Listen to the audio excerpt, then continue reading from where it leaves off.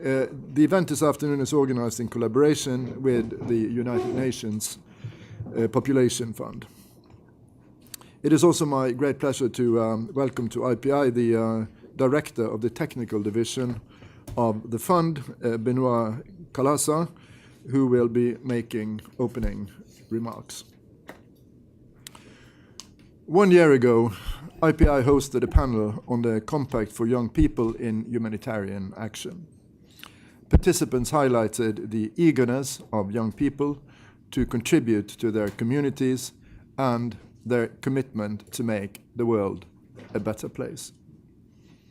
The need to consult, to engage, and to involve youth in the decision-making processes was presented as a necessary condition for effective humanitarian action. The Youth Compact embodies the recognition by the international community that young people should have the space to contribute as participants in both humanitarian action and in policymaking. Involving young people in addressing global challenges is absolutely essential if we want to do things the right way. This is true in all areas of the work of the United Nations, and particularly true regarding the work related to refugees and to migrants. On September 19, 2016, the UN General Assembly adopted the New York Declaration to enhance the protection of refugees and migrants. The declaration set in motion a process to adopt 2 new global compacts in 2018, a global compact on refugees and a global compact for migration. Today, more than half of the world's 22.5 million refugees are younger than 18 years old. In 2013, there were 28.2 million migrants aged between the age of 15 and 24, which represented approximately 1/8 of the 232 million migrants worldwide, a number which is steadily increasing.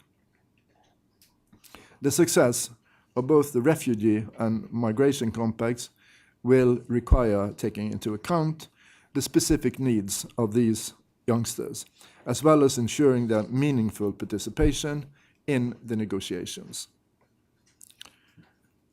Our topic today is very relevant to the work we do here at IPI. As some of you know, the IPI project, the Independent Commission on Multilateralism, or ICM for short, held consultations on how to engage, empower, and support youth to address global challenges as part of its work. I encourage you all to read the ICM policy papers on these topics, and you will find them at the back of the room and also, of course, on our website. We are honored this morning to have with us here a highly distinguished panel of advocates for young people's involvement in humanitarian action and the global compacts. It is my pleasure to welcome Mr. El-Haj Assai, the Secretary General of the International Federation of the Red Cross and Red Crescent Societies, and Filippo Grandi, the UN High Commissioner for Refugees. I don't think you need any further introductions, and Jaya Wickranamayke. I have difficulties in pronouncing it, but I have to admit that nobody can pronounce my name either, so except Scandinavians. And also Ulla Tønnes, who is the Minister for Development Cooperation in Denmark. I'm also honored to welcome to IPI today Muzoon Al-Melahan, a young Syrian refugee and United Nations International Children's Emergency Fund, UNICEF's Goodwill Ambassador. And also very warm welcome to Julius Kramer, the Youth Advisor to the Executive Board of the World Organization of the Scout Movement, and also, I believe, an advisor to the Swedish government. The bios of these distinguished panelists are in your programs. Before we begin, may I remind you, please, to silence your cell phones, though we encourage you to tweet about the event. It is now my very great pleasure to invite Benoit to deliver opening remarks. Benoit, the floor is yours.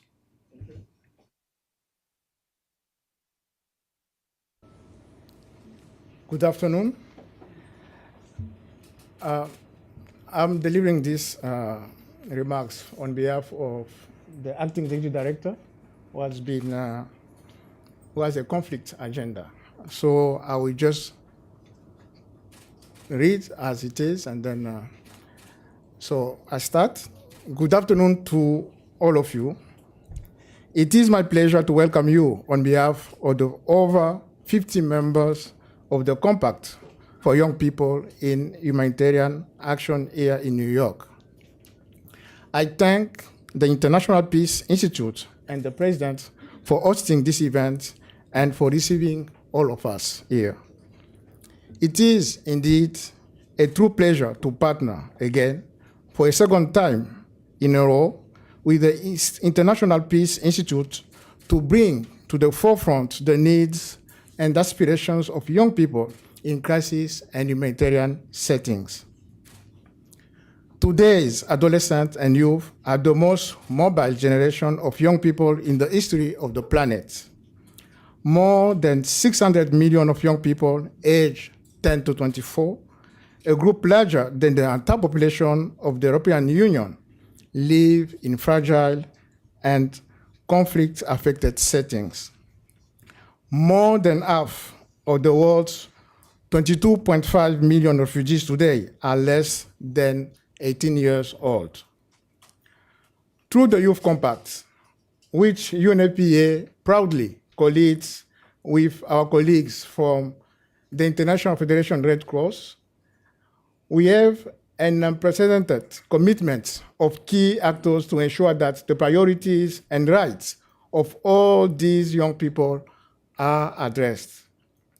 UNFPA is also co-leading with the Peace Building Support Office the Progress Study on Youth, Peace and Security, commissioned by the Security Council Resolution 2250, which addresses for the first time the needs and expectations of young people in peace-building settings.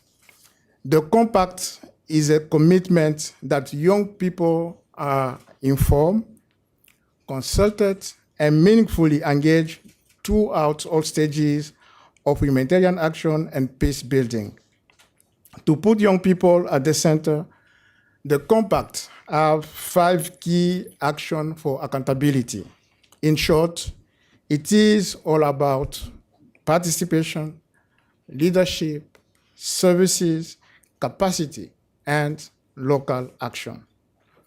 To turn the commitment into action, we need to ensure that the principles to which we all sign on to influence the way we do business in our organization, but also charter our collective way forward.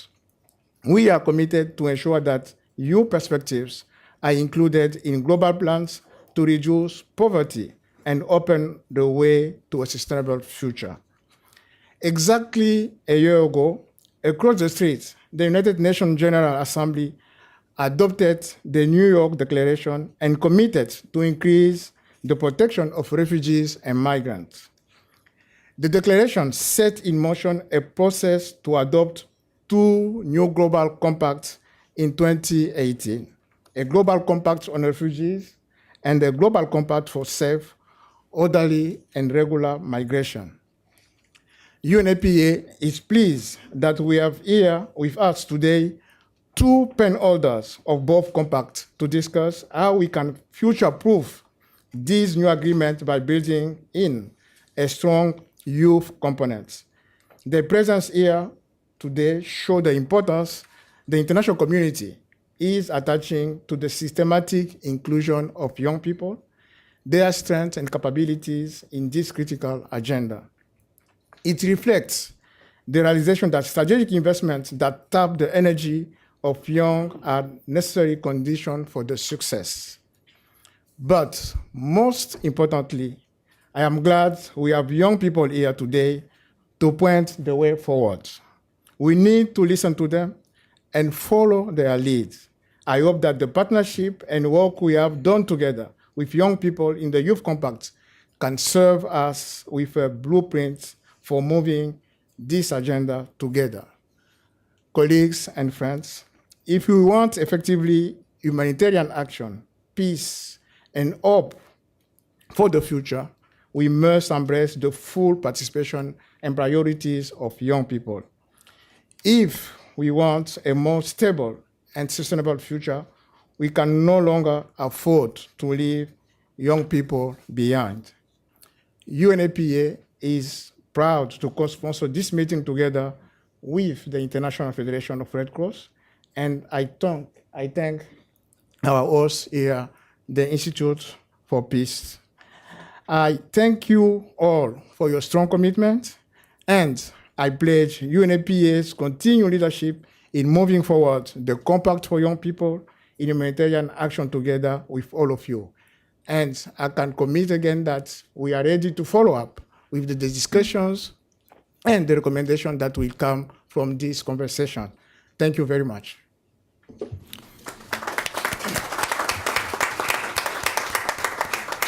Thank you very much, Benoit, for those remarks, which has illuminated the issue. We've asked our panelists to speak for approximately 5 minutes each, and after the panel discussion, I will open the floor for questions and answers. And if you are joining us online, you're welcome to tweet in your questions or comments using our hashtag UNGA_XIPI. So, Jaya, as the UN Secretary General's Envoy on Youth and an important advocate on this issue, could you briefly brief us on the content and the substance of the compact? Definitely. First, thank you IPI and UNFPA for hosting this very important meeting, and welcome everyone. Thank you for the support that you've been giving for this agenda for the past few years, and thank you for the support that you will be giving to us in the future. I'm delighted to be here at this forum to talk about the Compact for Youth in Humanitarian Action, which, as it was mentioned, was adopted last year at the World Humanitarian Summit in Istanbul. The idea that the humanitarian system needs to work with and for young people has gained significant traction ever since. We are now more than 50 members, including governments, UN system entities, private sector entities, civil society, and major youth organizations. And we have a surprise endorsement later during the panel today. We'll be joined by another very powerful member who supports this agenda. All these actors recognize that we can no longer afford to leave young people behind. If we want effective humanitarian action and hope for the future, we must embrace the full participation and priorities of young people. As we see it happening, whether we talk about natural disasters or man-made disasters, we see the involvement of young people everywhere. From Jordan to Myanmar, from Haiti to Tanzania, from Germany to Greece, humanitarian actors are creating spaces for young people. And young people themselves are rolling up their sleeves to increase humanitarian effectiveness and reduce vulnerability, to introduce innovative solutions to serve the needs of the affected populations, building hope and resilience in all corners of the world. Practically, the implementation of the compact is centered around 5 core elements for accountability. These are participation, resources and leadership, services, capacity and local action, and data. Let me give you a few examples of the work that is being carried out. The Compact members are currently developing guidelines to provide organizations working with young people with support for designing, implementing, and evaluating age and gender responsive and inclusive programs in humanitarian settings. There is a working group looking at modalities which systematically will allow young people to participate in decision-making processes related to this agenda. 3, we have a training module on its way aimed at building capacities of young people in humanitarian settings, which will be tested in Doha this November. Over the past year since its adoption, it has really been heartening to witness the enthusiasm and dedication the Compact has generated. Momentum is now, and we need to channel that positive energy into 2 global compacts on refugees and migrants. Discussing how the rights and needs of young people can be addressed and ways in which to engage young people in these 2 compacts could not come at a better time. On the International Day of Peace last week, the Secretary General Antonio Guterres spoke of the plight of the refugees and migrants. Him, as being the former chief of UNHCR, he is very keen on this agenda, and he is even more keen on to ensure that young people play a critical role in these processes. And specifically in this intervention, he stressed the need to include countries from both the global north and the south together to work in this issue, because right now what we see is a lot of countries in the global south opening up borders and helping, supporting the refugee communities, but also he stressed the importance of engaging more the countries in the global north. I witnessed with my own eyes in my recent mission to Iraq, where I, among other things, met with youth in a camp for internally displaced persons. I saw firsthand and devastating consequences of conflict on youth, but also witnessed the hope and drive in them to make the situation better. During my visit to Iraq, it became clear to me that the Compact on Youth in Humanitarian Action and its 5 core elements are needed and indeed addresses some of the main challenges on the ground. Too often, young people are robbed of opportunities in life because of circumstances they had no hand in creating, but they can be positive agents of change. It's clear that many young people in these vulnerable solutions are extremely committed and extremely engaged. So it's our job to recognize and uplift their work. Investing in young people is an investing in humanity. I call on all of you to take ownership of this agenda and to uphold these values. I am more than ready to work together to ensure that the global compacts of refugees and migration will include a strong youth focus and systematically engage young people in a meaningful way in the process. As the Secretary General's Envoy on Youth, I'm fully committed to move this agenda forward, and I can assure you that the Secretary General himself is very keen on taking this agenda forward. Thank you very much.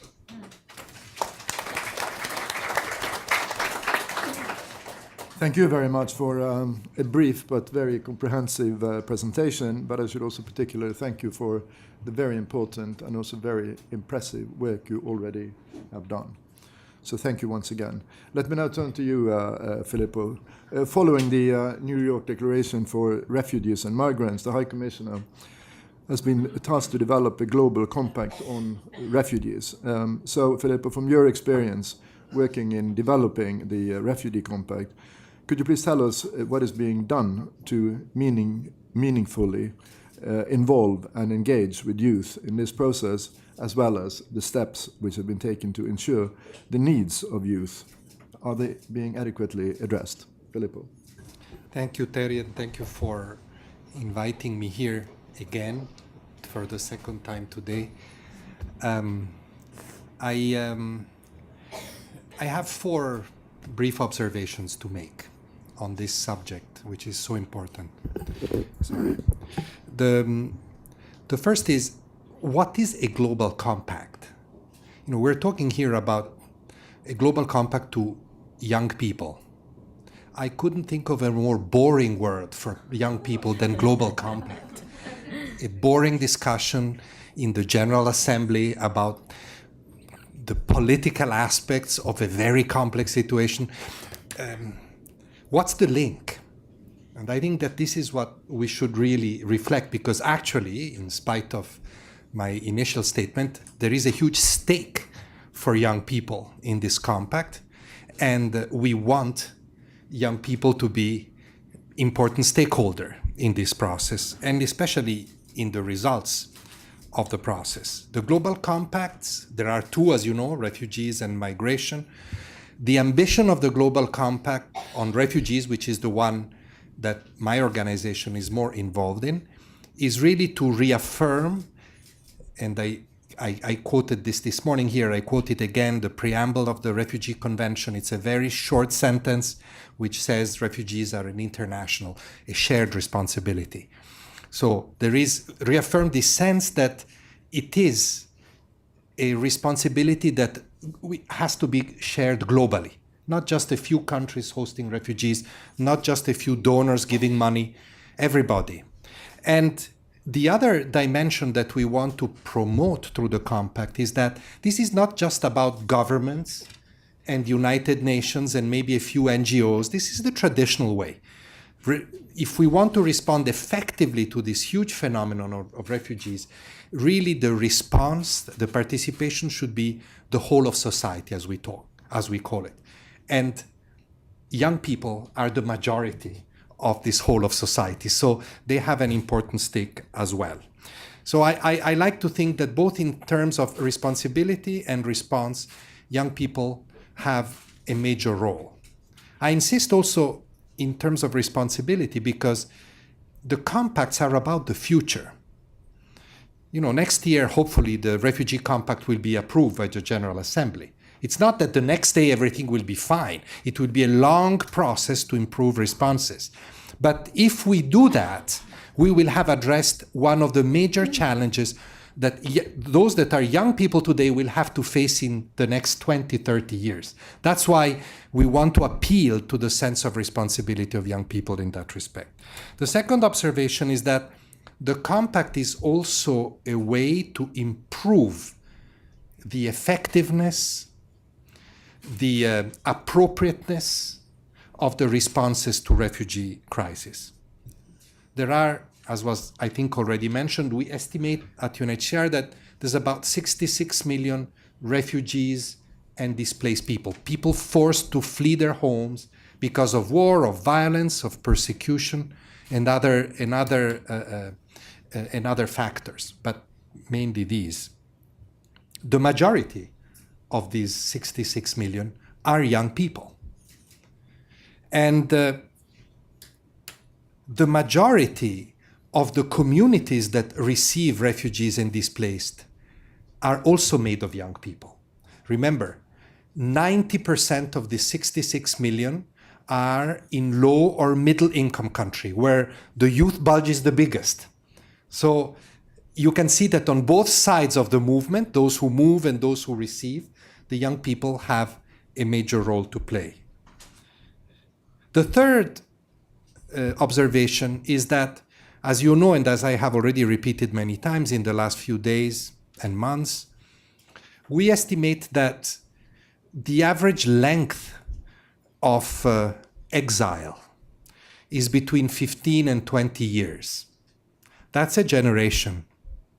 That means that people who are very small when their families flee, and they flee with their families, will spend all their childhood and their teenager years as refugees. That means that if you are 15 when you flee, all your youth will be spent in exile. So it is the young people who have the most to lose from an unsupported exile. And this is why responses must take into account the needs of this layer of population. And what are the needs? There are many, but the ones that have been most neglected in the past, education and self-reliance, employment, jobs, they are the most important for the young people. And in order, during the elaboration of the compact, to develop new thinking and new approaches to these important areas in protracted refugee situation, we must consult with young people, and we must make sure that their needs are adequately reflected in the responses that will be designed and approved. The fourth and last point before I conclude is, of course, that if you think of a very high-profile refugee movement, the refugees and migrants that streamed into Europe between 2015 and 16. You all remember those images. You will also remember that probably before a more political and negative response took hold, there was an outpouring of solidarity in Europe for those people. You remember the images in the train stations, at the borders, on the Greek islands. And who were the majority of responders? Young people. I have met dozens of young volunteers who have worked in different capacities in places like the Greek islands or in Germany or in my country, Italy. And actually, those were the most interesting interlocutors to understand what had been done well and what had not been done well in that response. I've been challenged without any filter, very directly, very sincerely, by young people lamenting the inefficiency of some of our own responses. That was very instructive. But the point I want to make here is that it is so important that that youth element in the response is maintained, is supported, is encouraged. If young people meet refugees, get acquainted with their plight, I think that perhaps the future of society in respect of attitudes toward refugees will be better. Because people are afraid of what they don't know, not of what they know. So if we create synergies there between responders and refugees, especially young responders and young refugees, then we create the basis for a better future in terms of solidarity. Let me just close by saying that all these are the elements, youth and refugees. But we have, to refer more in detail, we at UNHCR have started quite some time ago organized consultations with youth. I would say more organized participation of youth in our own debates, even institutional debates, even those boring debates that I was referring to last year. Every year we have something called the High Commissioner's Dialogue on Protection. And every year we have a theme. Last year the theme was children and young people on the move. So we organized consultation with a wide group of young people, refugees and responders, that provided very valuable suggestions to our own thinking and our own policy making. This year's dialogue, which will be in December, will be on the compact. And we will draw lessons from last year, and we are inviting young people to participate in the debate in the same way as we did in the past. I find this personally very valuable, and as a proud member of the Youth Compact, I can assure you that UNHCR is fully on board and fully committed to make this process to make this process successful, meaning that it will have a very concrete impact on what we will conclude in the halls of the General Assembly next year and in the following years. Thank you.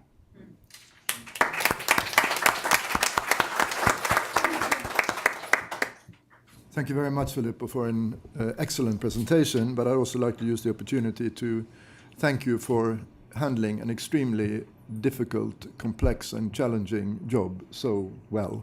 And I think all take note of that driving passion which you possess and display, and all the energy that goes with it. So thank you for that as well. I will now turn to you, Muzun. Muzun fled Syria with her family in 2013 and lived in a refugee camp or several camps, I believe, in Jordan. And it was there you started working with UNICEF, campaigning for children's education in emergencies. Could you please tell us, from your perspective, what added value young people have in a process such as the development of the Refugee Compact, and what can UNHCR and IOM do to support young people, their priorities and their participation in the Refugee and Migration Compacts? Please, you have the floor. First of all, thank you so much, and good afternoon. I'm so proud to speak here as a young person and also as a refugee. I'm also an education activist and a goodwill ambassador for UNICEF. I'm so proud to start this mission as the youngest one, to work on education for every child all over the world to have access to education and quality lives. First of all, actually, if we want to help young people, I think meeting like these meetings is really important because it gives voice for young people to stand here, to speak, to send messages, and also to tell their stories. And giving voice to young people, this is something really important because in general we think that it is important to think about young people and to help them and to tackle their challenges. But sometimes they are part of the solution. If we bring them and they sit with us on table and speak, this time we can find more solutions and we can find ways to solve challenges around the world. I know that many of the children are affected by war, and majority of migrants and refugees are children. That's right. But I would love to say that even if we are young people, even if we fled our homes from violence, war, and conflict, whatever the reason is, I believe that we can change in our communities. We can make a difference. So I would love you, actually, all of you, to think that young people are strong enough to change as well. It is important to have world leaders, to have prime ministers, to have all the people who are change makers to help us and to stand with us. But also we would love to be part of this solution. We want to have this place, like this place with, where I'm standing today. And for example, I just would love to share with you my story when I fled my home in Syria. I fled my home in 2013. Of course, I didn't want to flee my home and to leave everything behind. Especially, I was worried about my education.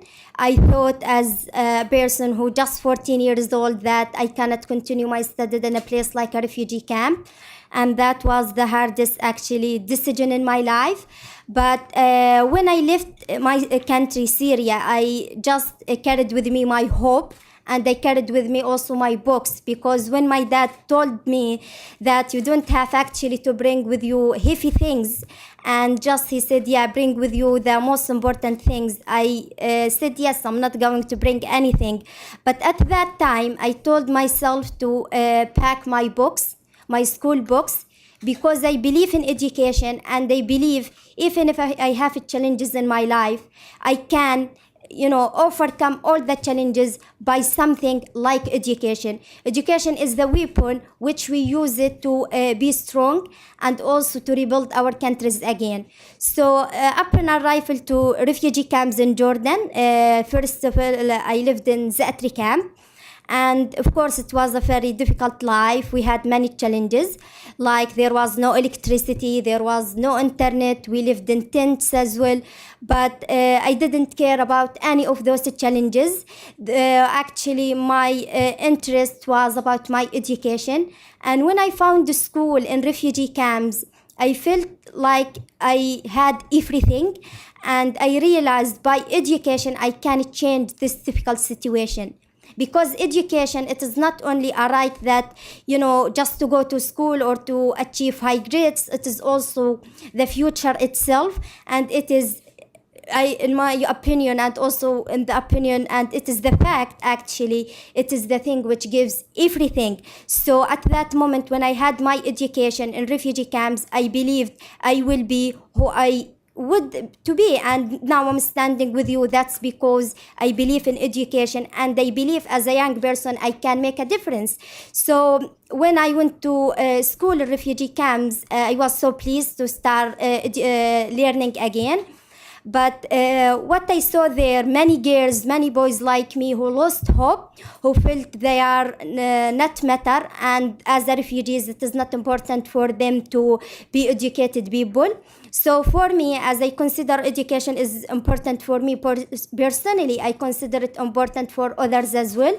So I cannot be educated only myself. I need a strong generation. Syria needs a very strong generation. The world as a whole needs a strong generation, and we cannot build that strong generation without education.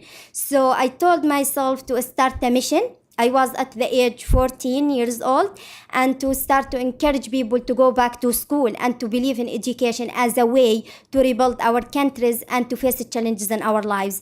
So I started my mission as a young person there.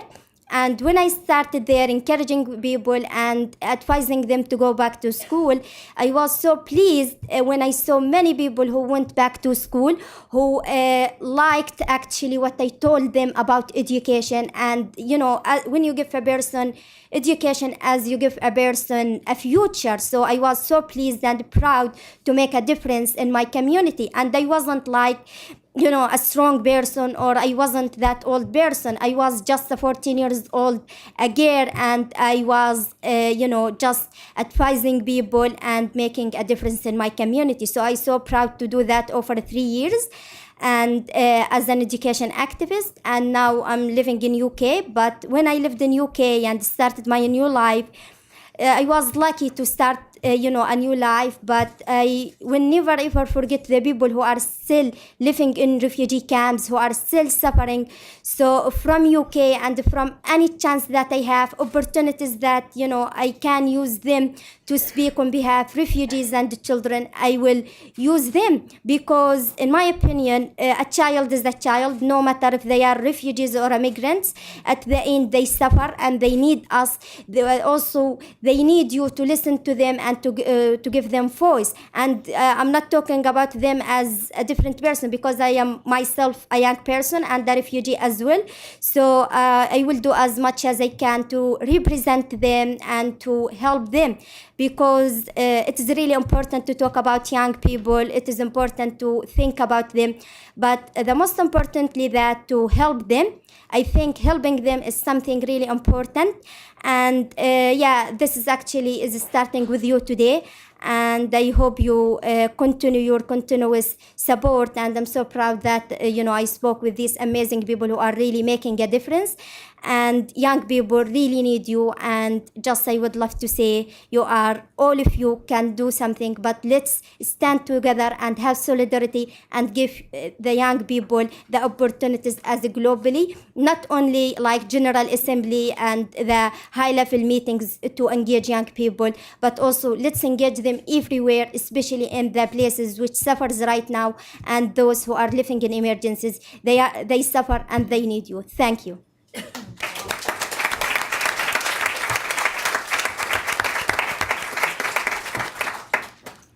I love that phrase. I carried books and hope. Thank you. Muzun, I think you are a role model, an example of youth leadership. You appeal to world leaders. I wish the world leaders were like you. Thank you so much. So thank you very much. I'm now also pleased to welcome Julius Kramer. Julius is the youth advisor to the executive board of the World Organization of the Scout Movement, and he also works for the Swedish government on youth participation in the implementation of the 2030 agenda. So, Julius, from your experience working on these issues, could you outline a few concrete steps that those leading both the compacts should take in order to ensure that the youth compact is fully implemented? Julius, you have the floor. Thank you so much, Mr. Chair, and thank you everyone on the panel. Your Excellencies, thank you to everyone in the room for showing such commitment to this very important and I'd say urgent issue, or these urgent issues. And I agree with the High Commissioner when we're talking about the confusing nature of using the word compact. So we have a youth compact for young people in humanitarian action, which World Scouting, the World Organization of the Scout Movement, is a proud member of, and we're now discussing the development of two other compacts. That is confusing, and I had to sort of read the documents quite a few times to grasp it myself. But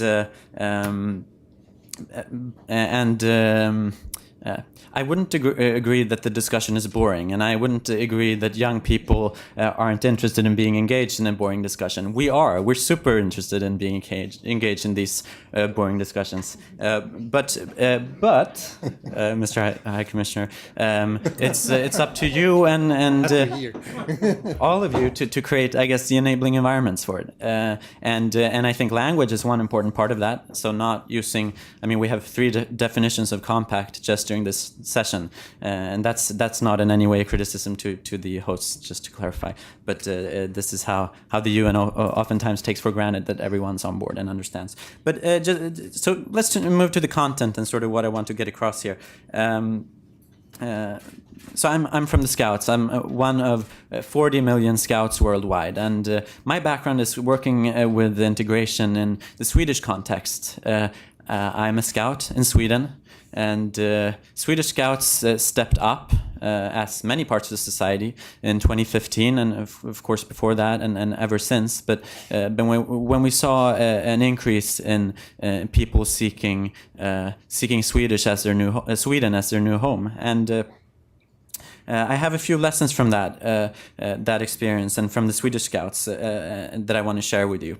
First of all, one lesson is that working with long-term integration is a learning process for all sides involved. It's a learning process for the Swedish Scouts who suddenly got exposed or had to adapt to new influences and a new membership dynamic, and for us to adapt to society, basically the development of society. But of course, it's a learning process for those who arrive in Sweden in a new environment and have to understand and get introduced to that.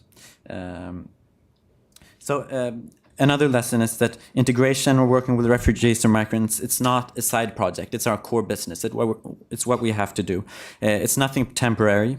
It's an internal change process. So we have to change what we do because it's basically the direction the society is taking. And we cannot see it as a special project or something that we can just do to help people.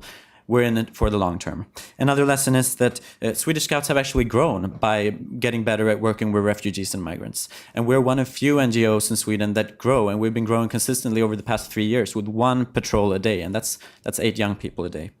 And the final big lesson, we're all in this together.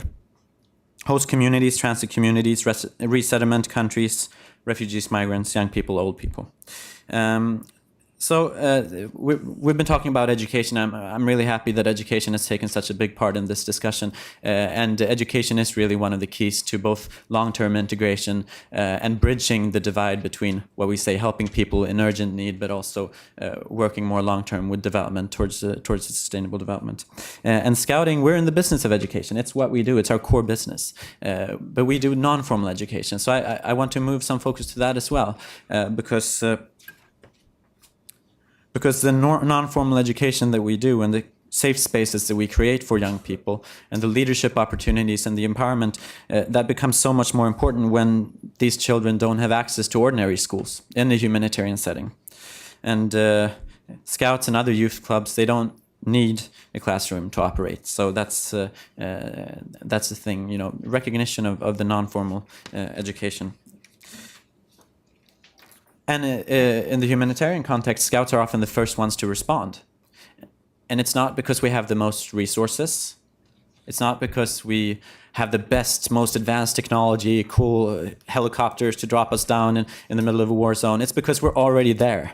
So these are our communities that are affected, and we've been trained to take an active leadership role. And when I say we, I say anything from 10-year-old Scouts who decide to, in a refugee camp on the border between Rwanda and Congo, DRC, decide to arrange study sessions with other young people, young refugees, or 17-year-old Scouts who arrange dialogue trainings, or 20-year-old Scout leaders who work with integration and Scouting in Sweden or in Denmark. So those are some of the lessons.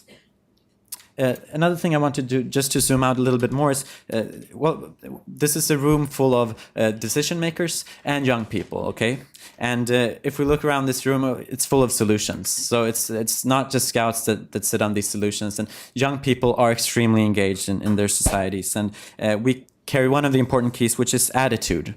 And we've touched on that before, but young people are more global and interconnected than ever. And honestly speaking, to us, what's new and what's special about interacting with people from across language barriers or from different cultures or nations? So there's a need for a changed narrative, both around young people and around refugees and migrants, to see solutions rather than problems, and see young people as actors. Zooming out even a little bit more, talking about the 2030 agenda and the need to see the interlinkages between sustainable development and dealing with these situations and dealing with the changed, the increased globalization and mass movements of people, because it really the migration really demands an interconnected view of our challenges in society. We have to be able to see how the three dimensions of sustainable development relate to each other, and that means realizing that human-induced and natural disasters are getting more difficult to separate. Climate change causes people to leave their homes. And this negative development is accelerated by the habits of, for example, Swedish people and our consumption. But we're not the ones who are the most negatively affected by it.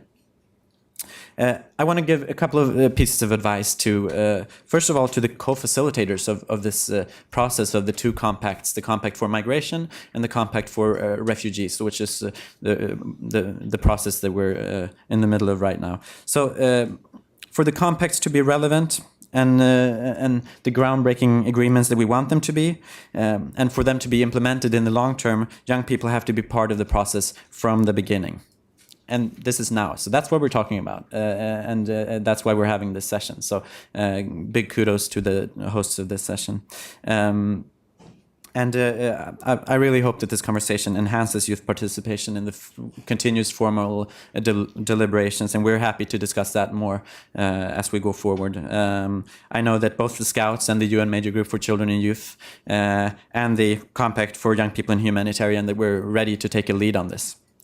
To decision makers, I want to say that the way we manage movements of people in an increasingly globalized world demands a long-term political solution that go beyond political terms and go beyond terms of mandates and terms of office for politicians. This is not about your legacy as a politician. This is about the future of us and of our planet. And so it demands a brave leadership, and you have to prioritize according to the Sustainable Development Goals. And if you are brave in your leadership, I can guarantee you that us young people will be right by your side and push the development forward. And to the young people in the room, I just want to finish by saying that if there's anything I've learned working with this, both in Sweden and working together with people, working with meeting needs of refugees in the Great Lakes region, real integration happens through everyday actions. Don't overthink it. A small effort can go a very long way. So thank you very much.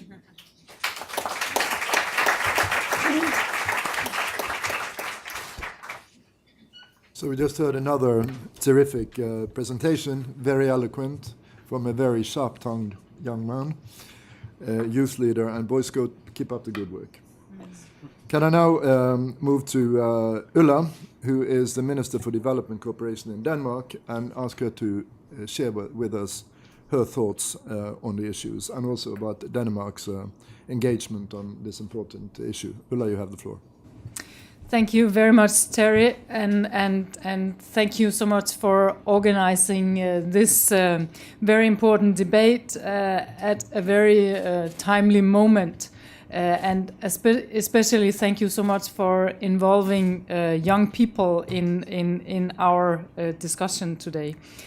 On my travel last month to South Sudan, I met young women in devastating situations.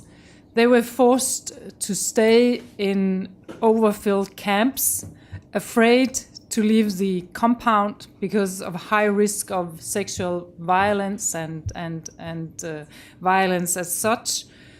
In the school that I visited in South Sudan, I saw very few girls, unfortunately.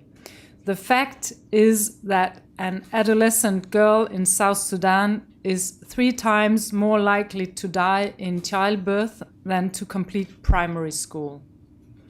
This is truly heartbreaking. On another trip, this time to Nigeria, I spoke with young men and women in Edo State. Edo State is the place of origin of many migrants to Europe.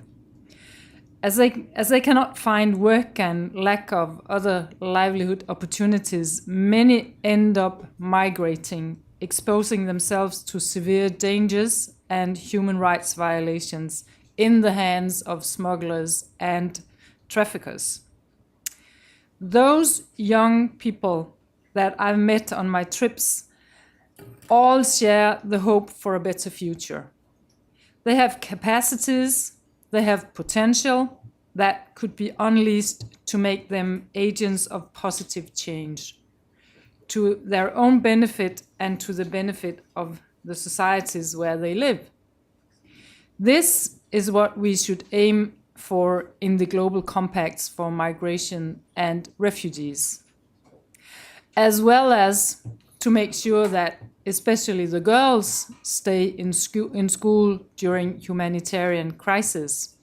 Recently, I got the chance to visit a refugee camp in Kenya, and unfortunately, I experienced what I very often experience visiting schools in Africa, that the girls are not there when it comes to the higher levels of the primary school.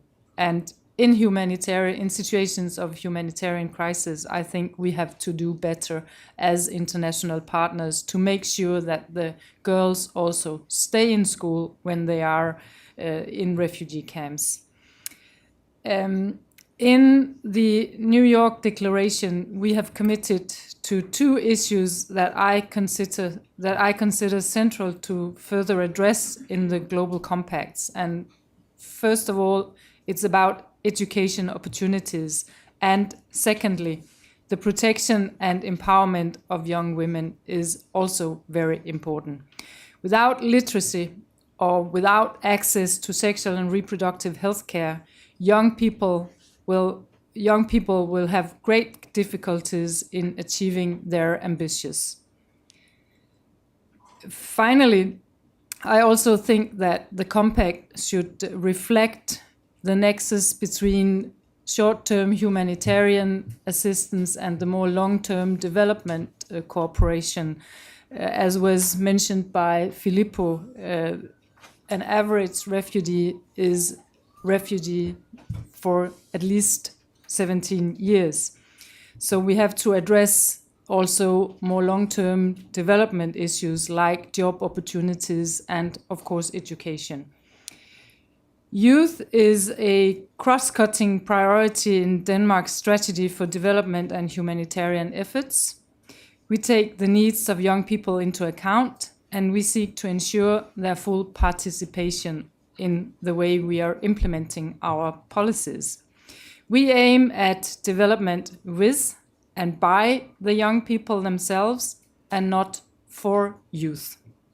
This is why Denmark is joining the Compact for Young People in Humanitarian Action, and I'm very happy to announce this. We very much look forward to join forces with all other parties in this compact, especially the youth, of course, in our common efforts to promote the empowerment of young people as agents of positive change. Thank you very much.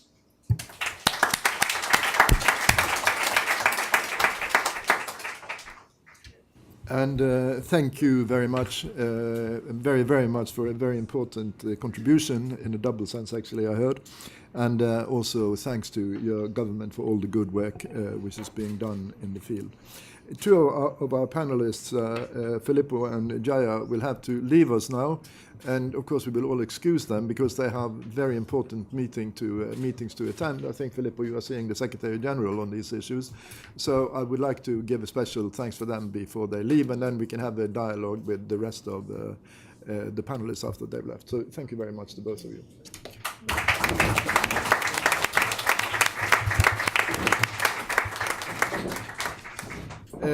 I will now open the floor for questions, and if you could, we don't know all of you here, so if you, when you take the floor, could you please give us your name and your affiliation. But I have already a couple of people on my list. Fraser Valentine from Canada's Department of Immigration, Refugees and Citizenship. Are you here? There you are. You have the floor. Should I go to the podium? Is that... How about that? Hi, thanks very much, and hello, everybody. Thanks very much for organizing this event. I'm here with the Canadian delegation with my minister, the Honourable Ahmed Hussein, who's the Minister of Immigration, Citizenship, Refugees and Citizenship. In my role as Director General of Refugee Affairs, I'm the Government of Canada lead for all policy associated with Canada's asylum program and our refugee resettlement program. I think that my comments are largely picking up on many of the thematics that came out of the very interesting discussion, and certainly Canada is very firmly committed to the development and our active participation in the development of both the migration and the refugee compact, and it was very important for me to be here. Not just for that reason, but the second reason is because we in Canada believe that youth are critical to the development of the compacts as well, both with respect to the outcomes that we want to achieve through those compacts, but also their active participation in them. And certainly education, and in particular, the issues that young women and girls face are critically important for us in that regard. My question, though, is really, I think, one about instrument choice with respect to how to engage youth in the development of the compacts. So in Canada, I hold many consultations at the national level with civil society organizations as we project forward to the UNHCR XCOM meeting the first week of October in Geneva, where the Refugee Compact will figure prominently. But I guess I'm an old guy now, so I'm not as plugged into social media as I know many youth are and how they use youth. So one question that I'd be interested in hearing insights and reflections on is, what are the best ways to use social media to engage youth and their voices as we work over the next year in the development of the compacts? Thanks. Thank you very much. I think we will take a few more for the Q&A. We have about 20 minutes left, so I would encourage everybody to be brief. I already have two on my list. Sana Mustafa is a Syrian refugee. Sana, are you here somewhere? And then Ashraf Al-Noor, who is the director of the IOM office here in New York. Well, thank you very much, moderator, and let me appreciate the excellent presentations made by your admirable panel. IOM Director General would have liked to be with you today. He happened to be traveling outside New York, returning this evening. And on behalf of IOM, I would like to make a few points. The first one is to welcome the focus on youth. They account for 1.2 billion of the world population, and the figure is likely to grow to 1.3 billion by 2030. That would represent 7% growth, and certainly when it comes to taking them as a stakeholder, that would be quite crucial. As it is now, they are excluded from most of the political, social, and economic platform and processes. And the Global Compact for young people maybe is one opportunity to move to a more inclusive approach. Another one is what the High Commissioner has mentioned, the importance of a whole society approach that would bring youth in. The second point that I would like to make is on the importance of recognizing that youth and young people are already actively participating in the migration process. They are already there. We heard some of the figures. 27 million of the 244 million people are youth. 2/3 of those who are, in irregular mobile flows, they are young people, so they are populating those movements. And more than half of the refugees, they are young people. And yet, the situation is not really a rosy one when it comes to young people, because the chance for them to end in vulnerable situations is much more larger than they end in situations where they could be put to productive use. So we need to make sure that youth will not fall into the hands of smugglers and human traffickers. We need to make sure that youth will not end up in the sea beds and drown and all that. And we need to make sure that youth will be given the possibility to access education, to access health, etc. One important aspect that we need to take into account is the importance of the youth bulge, The youth bulge is a reality, is a factor. It will continue to be with us. If we look at Africa continent, 63% of the population is young people. And many parts of the world are like that. But there are other parts that will also require, a different approach. So making the best match calls for the possibility for migration to be well managed. This is what target 10.7 of the 2030 development agenda is about, and already member states committed to well-planned migration processes. My last word when it comes to the compact on the importance how to bring cues in, I think it's important to emphasize three things: a human rights approach that would respect the rights of young people and enhance their protection, a development approach that would give them opportunities and make them productive where they are, and a safety and regular migration approach that will maximize legal avenues for migration and minimize otherwise. Thank you. Thank you very much. I saw a couple of hands, so if we can start with the gentleman in the blue jacket here on my left. Please state your name and affiliation. My name is Ahmed Ula. I have 3 points to make. Before that, I want to explain who I am. I'm a Rohingya youth. As you guys may see in the news recently, for past 2 weeks, 409,000 of my people has been fleeing and thousands are dead. So I'm a Rohingya Canadian now. I work for an organization called Canadian Rohingya Development Initiative. So I play a youth coordinator. I play a role as a youth coordinator. So the 3 points I wanted to make was, sorry, it's hard for me thinking about all the people, just making at this point and being here. This point,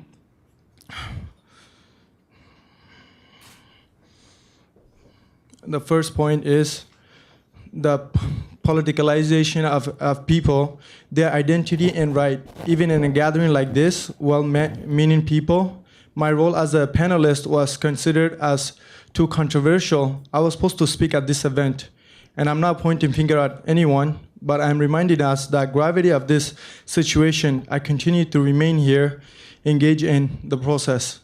That's the first point. And the second point is, we want to highlight some priorities in the compact and the integrity and human right. No person is legal. As a young person, I am affected by this, and thousands in my country are already suffering. You know what is happening in the news.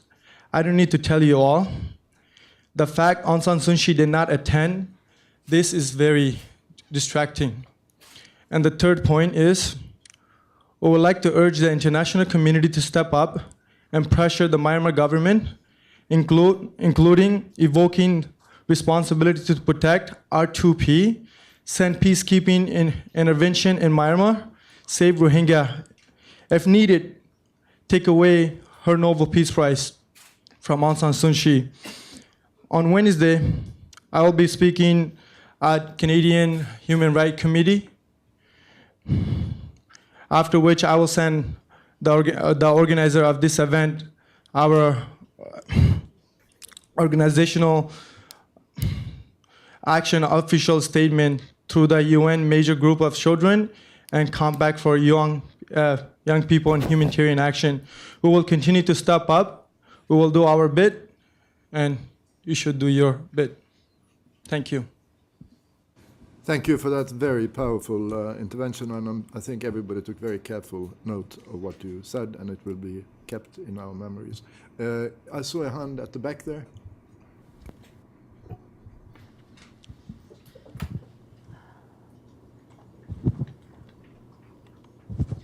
Hi, thank you. As you all know, we're streaming this event on Facebook. So this question comes to us from a George S. in Montreal. He says, I'm a big believer in short and long-term goals. What is one thing that young people worldwide must do all together that could be achieved within 5 to 10 years and could have great results for the world in regards to refugee and migrant adolescents and youth? Thank you. I see a hand at the very back here, the gentleman in the shirt and the tie. Thank you very much for your sharing your stories, for the statements. I'm speaking on behalf of Sana Mustafa. She had to leave us. She has a meeting. My name is Osama Salem. I'm a German national, but I work together with Sana. We founded a network called the Network for Refugee Voices. That is a network from refugees to refugees of young people who fled their countries, came to other asylum countries, and worked with refugees. And now they pool their experience in one network. And we're trying to be represented in higher meetings and speak those needs and represent refugee needs in these circles. It's very. I mean, I feel very proud that they're all young, highly motivated, educated refugees from all over the world, and still some people are still joining us. We have a website, and they often we receive requests to join. Thank you again, and thanks for everybody here. Thank you very much. I will now go back to the panel, and I will start with you, Ulla. You have the floor. Thank you very much, and thank you so much for some very valuable inputs to the discussion. Canada was raising the question of what can we do best on social media. I think I'm the same age as the questioner, so I might not be the right person to answer that one. But social media is of course very important to also take into account when we want to reach out for young people and when we want to involve and engage and to make sure that young people is also having access to the highest political level possible. I can just, as a reflection to what you're actually asking about, what can we do to engage young people? I've just launched a youth package in relation to our development cooperation. As I was saying, youth is a cross-cutting issue in our strategy, and the youth package should be seen as a follow-up on this. And just to mention a few of the things that we have in this package is that the youth delegates to the UN, we have enlarged the numbers from 1 to 6. And we also have appointed a youth advisor in the Foreign Ministry, as well as the council that is actually advising me as minister. I've appointed a youth delegate to be part of this council as well. So I'm trying whatever I can to really not just. To give young people real access, both in our policy discussions back home, but also when we are implementing at country level. When we're doing new country program, we are also taking youth into account. So it is really a cross-cutting. And as I was saying during a debate earlier on today, if I look at my birth certificate, it might say something different, but I feel really young in mind and heart because I also used to be involved and engaged in youth policy when I was 20, 25 years old. So I perfectly know that the young people have something to deliver, have something to contribute with, and it's our task to make sure that we give the young people the access to the political decision making for us. Yeah, I think I will leave it at that, Terry. Yeah. Thank you very much. I will then turn to you, Julius. Oh, sorry, where to start? Yeah, I'm going to start with I'm sorry I didn't catch your name, but Mr. Director of IOM in New York, and a really valuable contribution. And in addition to the three approach that you spoke about when it comes to bringing young people into the discussion on migration, I think it's expanding on the human rights approach. I would like to sort of just touch on something that I forgot in my previous statement, that a rights-based approach to youth participation, that we young people should be part of in decision making, not only because it's the smart thing to do, but because it's the right thing to do, and young people actually deserve and have the right to be part of decision making, as outlined in the Security Council Resolution 2250, among very many other important documents. But I appreciate that contribution. And to the Canadian Director General of Refugee Affairs, I'm very bad with names apparently. Concrete instruments for youth engagement. Yeah, I mean, where to start? I think everyone asks the same question, and sometimes the question is, I mean, the fact that you're asking the question is quite good, you know, and you have to keep asking the question, because I think that we've always, I mean, this question has been asked for a very long time, and how to engage young people, and things happen, and society develops, and now we have a landscape of social media, digital media, that we didn't have 10 years ago. So of course we have to reassess, reevaluate. In Sweden, we have a practice of working with municipal youth councils since a very long time, and now we're realizing, they work well in some municipalities, but it's maybe not always the best way to create a separate structure for youth engagement. But mainstreaming youth engagement throughout existing structures, I think, is an important one.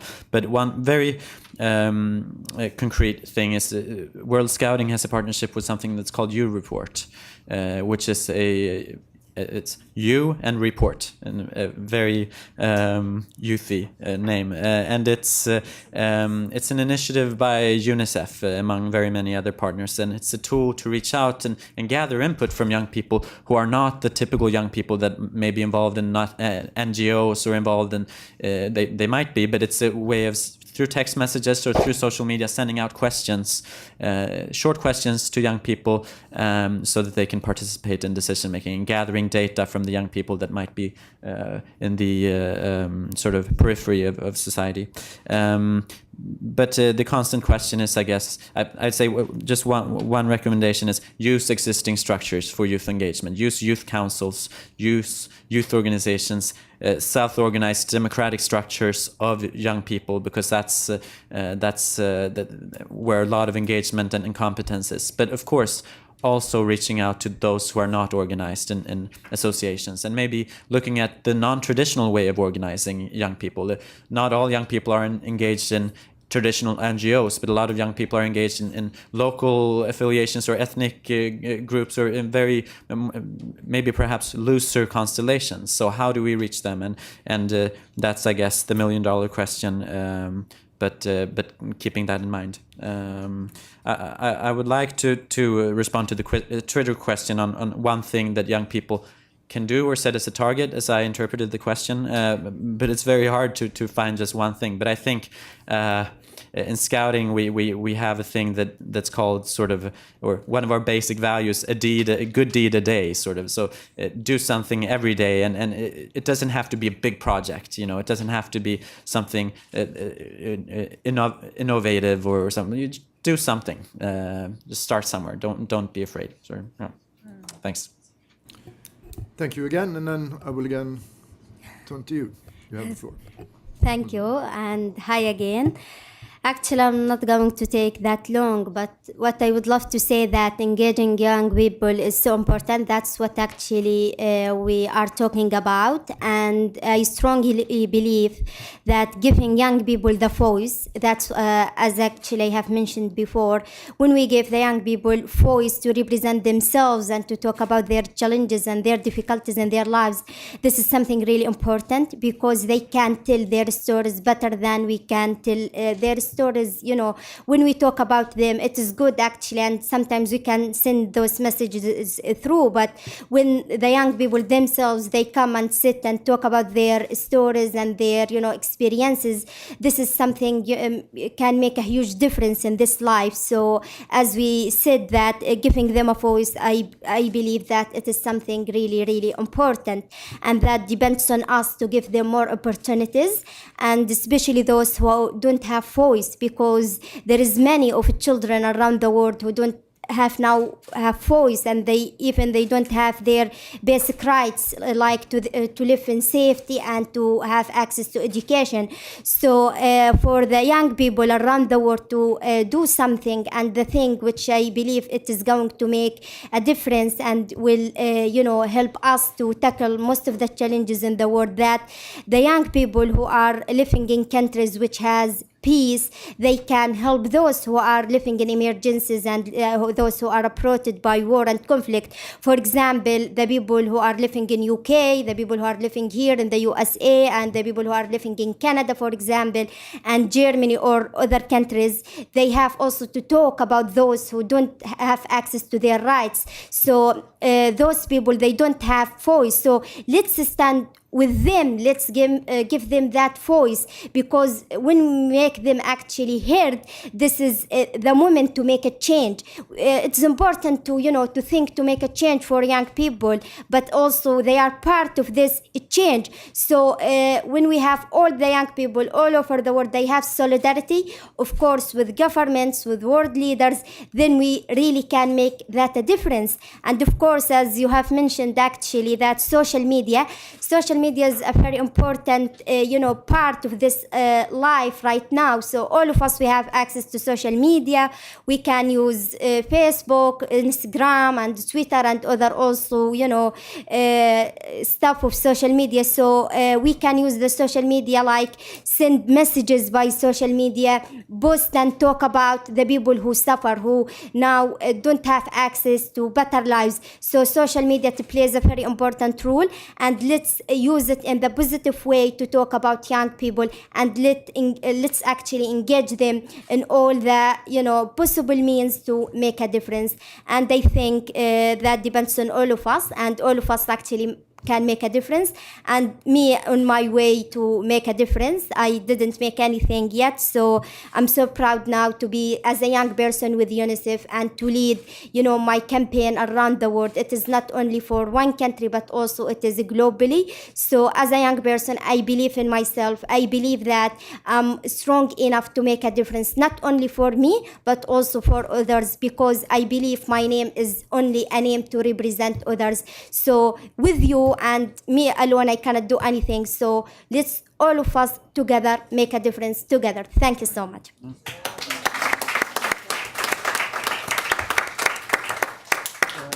Thank you again.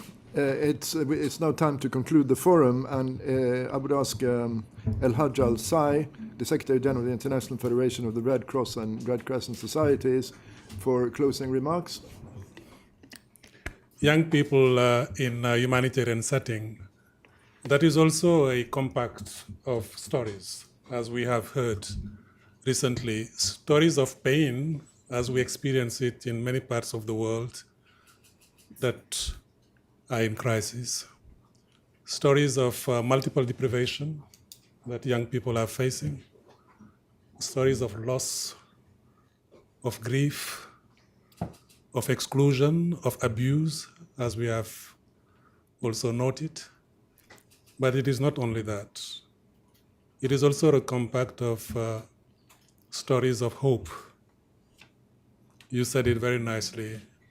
You took your books and your hope, but we've seen it many times in the situations of deprivations. When people lose everything, they keep their hope and their dignity. And that is what keeps people going. And that's what we also see many young people doing. There's also stories of resilience, inspiring stories of leadership. And you remind us again this afternoon that leadership does have no age. You remind us that young people are not only the leaders of tomorrow. They are the leaders, of today. You humbly said that we young people need you, but I can tell you that we all need young people. We need you to inspire like you did. We need you to tell, the stories, that you shared. We need you also to lead today and then to lead, in the future. We need you to question, to challenge, to push the envelope, so that we permanently, and I stress permanently, question our certainties about the issues. Because it is only through that way that we can learn and then learn more. That is only through that way that we can also improve what we're doing. And that is needed more than ever before, because we are very humbled by the scale and magnitude of the humanitarian crisis that we are seeing today. We are humbled because despite everything we do, and each of us, could talk about one single very proud moment of response, but despite all of that, we know that we are not anywhere near the scale of the response that is required. And because of that, we also know that we need each other, more than ever before. We need each other to learn from each other. We need each other to support each other, to counsel each other, to be there with each other, to find words when sometimes even words have no meanings. To be there just, to lend the shoulder to lean on, because it is too much, for any of us. To be there also to communicate that hope that it is possible. We'd be there also many a times to doubt not in a spirit of paralyzing ourselves, but doubt in a spirit of motivating ourselves and refreshing our views and in our learning and better project ourselves into the future. We need young people. And I hear often when we work with our young people in the Red Cross and Red Crescent movement, they remind us nothing for us without us. And that is what they mean by being part of the solution, right from the beginning of the design, through the implementation, through the evaluation, through the learning from those experiences, and then charting new ways of doing business and new ways of responding. We've seen that in every part of the globe, and that recalls again what you were articulating so pertinently, that global citizenship, that is that community of carers among young people across borders, across communities, that no longer respond necessarily only in confines of geography or in confines of ethnicity, but to come back and find ourselves together where we all belong to, which is the humanity we share. So I can reiterate in all humility again that the Red Cross and Red Crescent movement, it's 190 national societies in 190 countries in the world, and 17 million volunteers on the ground, the majority of whom are young people, to also commit that we need you. And I could paraphrase what you were saying, nothing for us without us. And I could say almost nothing for young people without Red Cross and Red Crescent. And we will always be there on your side to accompany those in needs, to respond to their needs. And that is also a moment to reiterate our commitment as an active, member and an active stakeholder of, this partnership, which we call Compact, but it is more than that. It is a movement, it is a community of carers that we are all so privileged to belong to. Thank you very much.